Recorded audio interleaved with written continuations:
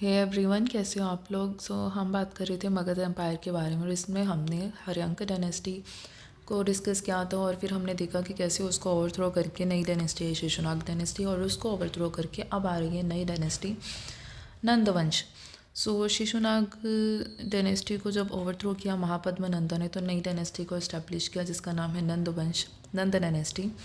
इसके बारे में पहले हम इंग्लिश में डिस्कस करेंगे, फिर इसी वीडियो को हम हिंदी में डिस्कस करेंगे। Let's start the video in English. So the Shishunag dynasty was overthrown by Mahapadma. He established a new line of kings known as Nandas. And Mahapadma is known as Sarvkshatrantak.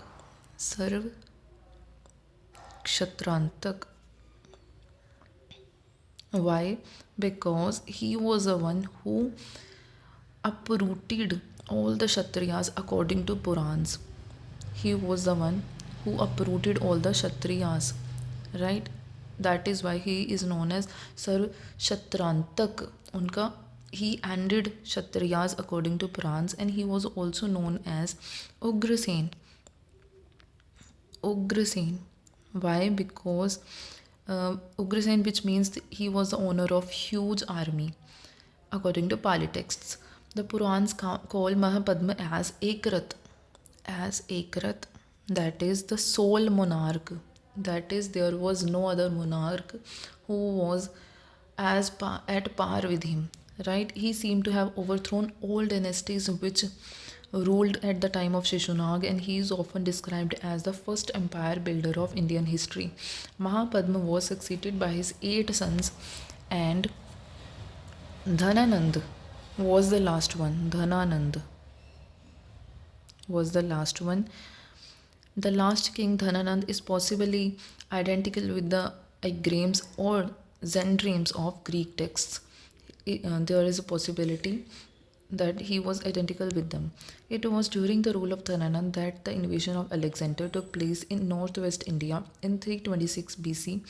According to Greek writer Curtius,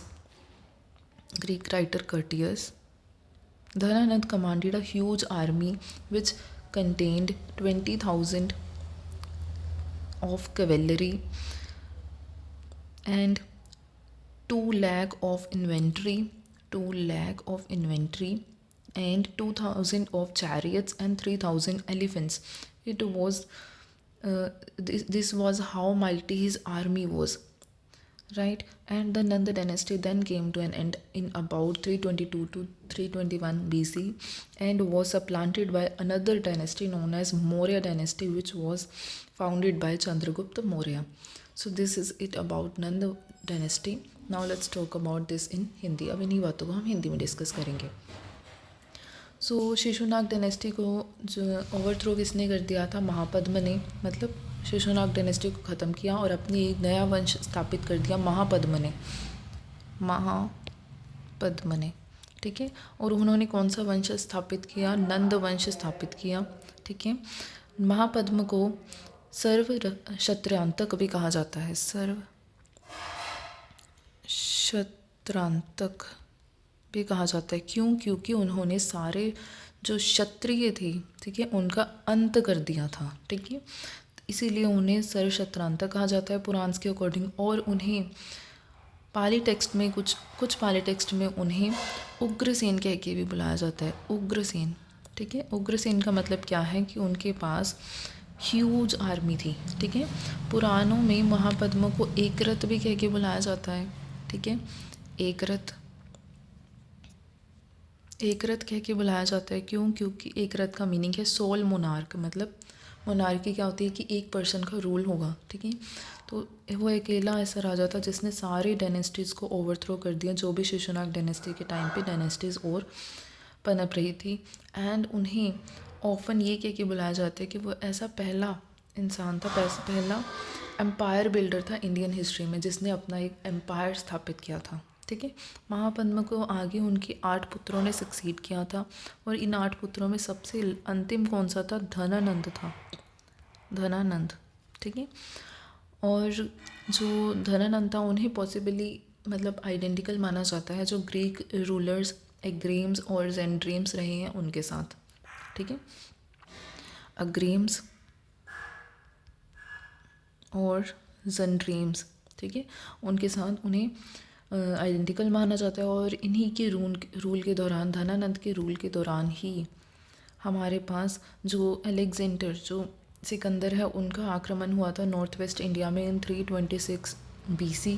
और Greek writer courteous के according Dhanananda की army में, धनानंद के पास काफ़ी ज़्यादा बड़ी army थी और इस आर्मी में क्या क्या था, 20,000 के करीब कैवेलरी थी। कैवेलरी मतलब क्या होता है, जो घुड़सवार सैनिक थे। और 2 लाख के करीब उनके पास जो इन्फेंट्री थे, मतलब जो पैदल चलने वाले सैनिक थे। उसके अलावा 2,000 चैरिट थे, मतलब रथ थे। उसके अलावा 3,000 उनके पास एलिफेंट थे, हाथी थे। इस तरह की बड़ी आर्मी जो थी वो धनानंद के पास थी।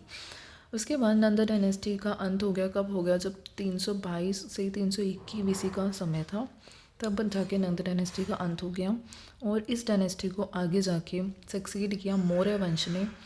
और मौर्य वंश का संस्थापक कौन रहे हैं, चंद्रगुप्त मौर्य। उन्होंने किस तरह से नंद डायनेस्टी से को हरा के अपनी डायनेस्टी स्थापित की, वो हम देखेंगे नेक्स्ट वीडियोस में। तो ये थी बात नंद एम्पायर के बारे में, नंद डायनेस्टी के बारे में। Thank you so much.